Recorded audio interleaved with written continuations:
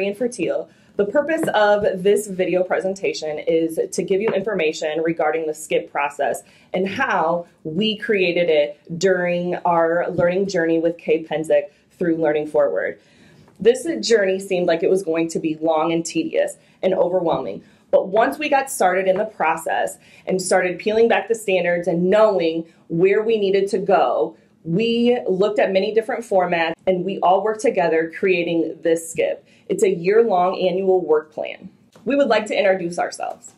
I'm Kathy Gordon, instructional coach at Holland Elementary. Two of our members are not here today, Jana Laborde, instructional coach at Adams, and Joe Brennan, district instructional coach. Again, I am Rian Fertil. I am with the special ed department and I resource the elementary schools.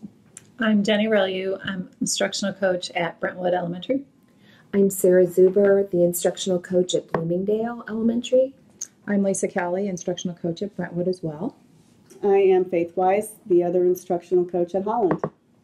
The format that we are going to use is a question and answer because we thought that these were the questions that most teachers would have regarding the SCIP process. So Kathy is going to get started and give us a little bit of background information regarding the SCIP. The SCIP, or Standards Curriculum Implementation Plan, is a work plan that you can use to help you guide your instruction.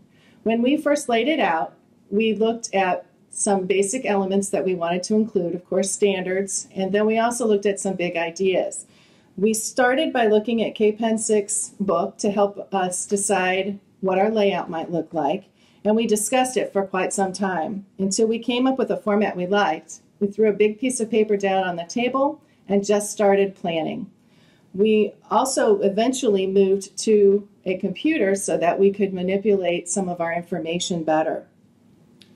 The SCIP references that we used included district curriculum instruction guides. We used some IDOE information, including the critical standards, our vertical articulation, and of course just the CCR standards guides. We also used some information from strategic initiatives that included testing information and also some usage information in terms of what kinds of test items there might be. We noticed as we were working and looking at some of these documents that some of them repeated standards over and over again. So one of the things we did was carefully plan out where they might be throughout the work plan, and you'll hear more about that in a minute. We looked at the standards and tried to figure out how will they be grouped. So we looked at the reading genres and the writing genres, and also our social studies and science and health, our other content curriculums, to think about what are the main big ideas for third grade. We came up with 4. One was reading about ourselves, which would go along with some of our health curriculum. Reading about our community, which is very social studies connected. Reading about the world around us, which is also social studies connected. And reading about the world beyond us, which is more science connected. Under those umbrellas, then, we grouped the types of text that we might use, the types of writing we might use, and the standards that connected to those genres. So now we're going to move on to show you how we went through this process, and Rian's going to lead us by asking us some questions. On page 1 of the SCIP, I noticed standard 3 RL 2.1 has the same words underlined in all 4 quarters, but in standard 3 RL 2.3, different parts are underlined in each quarter. Help me understand what this means. As we were deciding where all the standards fit for each unit, you can see RL 2.1, the ask and answer questions, that will be taught all year long and is actually embedded in other standards that we assess. If you look down at RL 2.3, when we started analyzing this standard a little bit more, even though it's taught all 4 units, we thought this is a meaty standard and there's a lot to it and it's very important. So if we're teaching the entire standard to our students and assessing it, are we really teaching it to mastery? So we had to decide how we would break this down. So if you look at Unit 1, we decided a nice teacher focus would just be the character traits that you were going to do in Unit 1. And then you're slowly going to build onto each other. In Unit 2, you're going to go into the motivations and feelings. Unit 3, the actions and how they contribute to the plot. By doing this and breaking apart the standard, we felt that we could teach the standard to mastery and still get it all taught before ISTEP. If you go back to Unit 1, you would do formative assessments just on the character traits, and that would lead into your remediation, reteaching. This is a fluid document. It's going to be different for every classroom, what your students need. As you move into Unit 2, you're going to focus on the motivations and feelings, but you're not going to forget those character traits. It's just going to build onto each other. So why on page 1 of the SCIP is nothing in bold print or underlined in 3 RL 3.1? And why are some standards in one unit but not in others? After we assigned all the standards to the 4 units, we counted how many standards or parts of standards we were assessing, and we found we were doing way too much assessing in the first 2 quarters. So we went back and looked at all the critical standards that we knew needed to be covered before ISTEP, which you can see are marked with a check plus, and we kept those in the first 2 quarters and then spread out the rest. So if you see a standard that's listed and nothing is underlined, that's a concept we're going to cover, but it's not going to be assessed. For example, at the bottom of the first page, RL 3.1 is listed, but nothing is underlined in quarter 1 and quarter 2. So as we introduce poetry, we might talk about a stanza, but we won't formally assess it until quarter 3. Then we also looked at the concepts that were covered by more than one standard and decided which standard best fit the genres we were covering.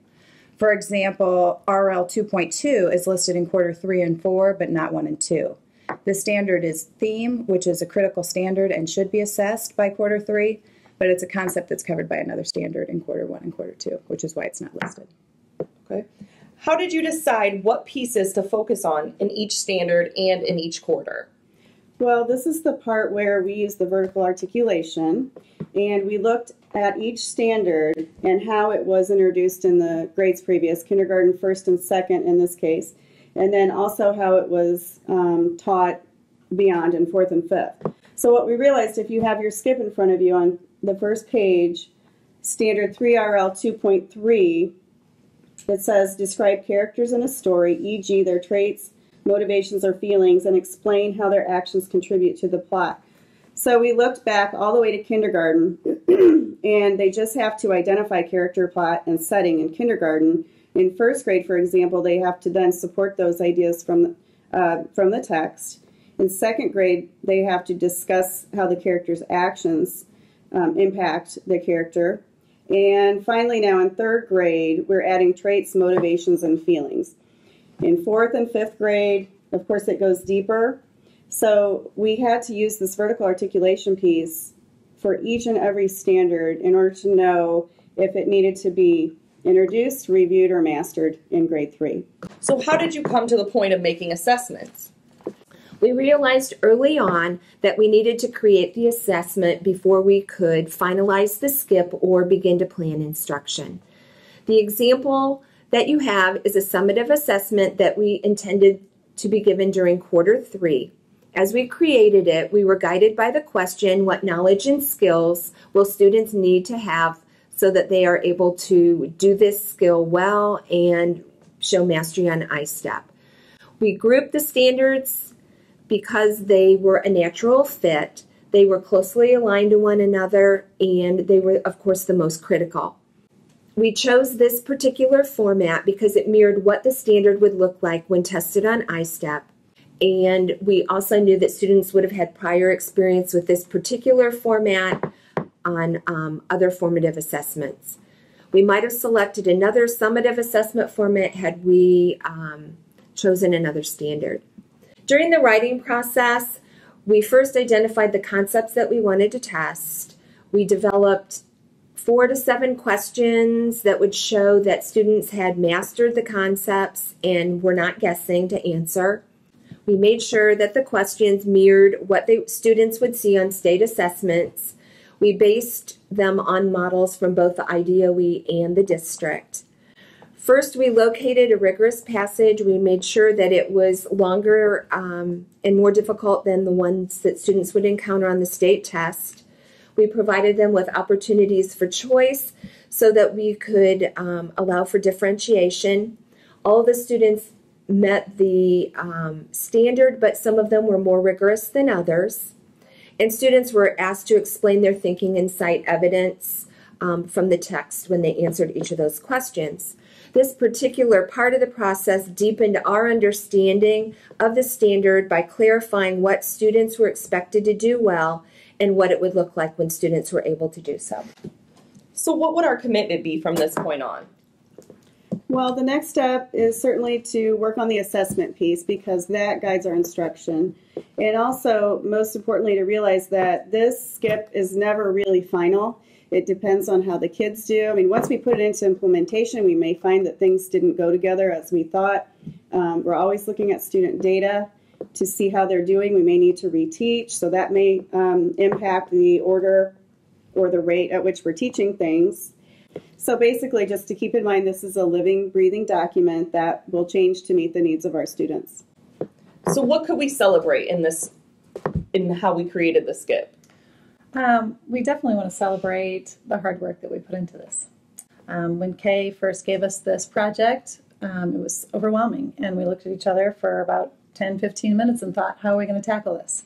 But we did, and each time that we met, we saw the value in the SCIP and how lesson planning from it for a year-long process for teachers would be beneficial. We all had a voice in creating this. No one dominated. Someone would throw out like an idea and someone would just build on it. We're very proud of what we've come up with. We see the value in it. And we're ready to help others see the value in it. This concludes our conversation. We hope that it helps you get started in your own process and that you understand that it was just the way that we did it. There are lots of different ways that you can do a SCIP. We hope that it's a template to get you started on your own learning journey.